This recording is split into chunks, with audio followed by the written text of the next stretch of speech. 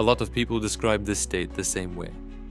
I'm alive, I function, I do what I'm supposed to do, but it feels like I'm not really here. You wake up, go through the day, talk to people, answer messages, get things done. From the outside, everything looks normal, but inside it's flat, dull, like you're watching your own life from a few steps back.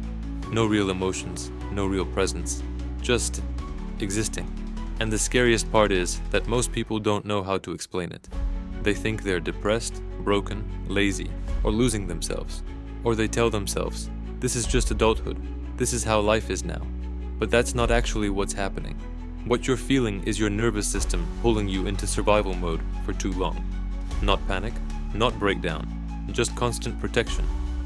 When your body stays under stress for months or years, it learns a shortcut. Turn the volume down. Less emotion, less sensitivity, less reaction.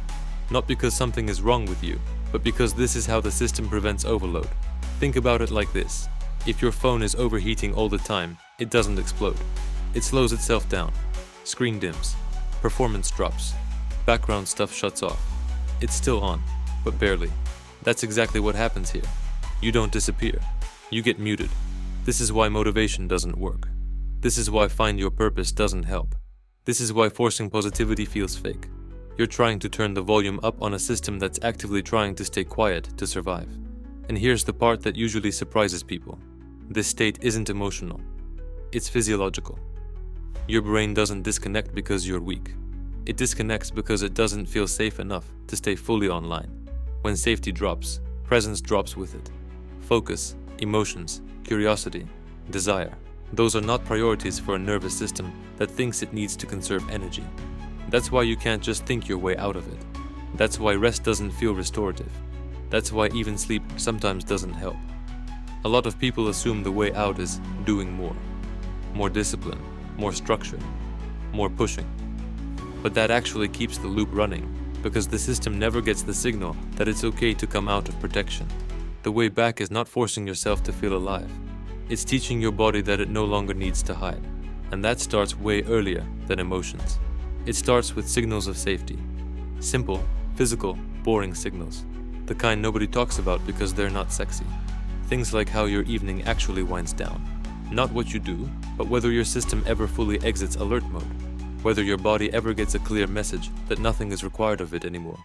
That there is no next task, no monitoring, no scanning. Most people lie down at night physically exhausted, but neurologically still on duty. The brain stays in control mode, even in bed. And when that becomes normal, the system never really resets. That's why this "I'm here, but not here" feeling lingers.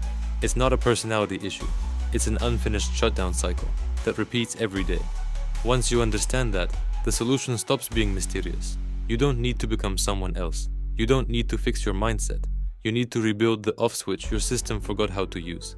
And the crazy thing is, when that switch starts working again, people don't suddenly become euphoric.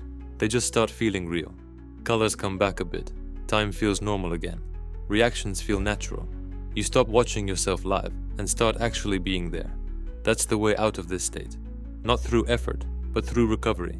Not by pushing forward, but by finally allowing the system to stand down. I laid out the exact process of how to do that step by step in the guide, because this isn't something you figure out by motivation or advice.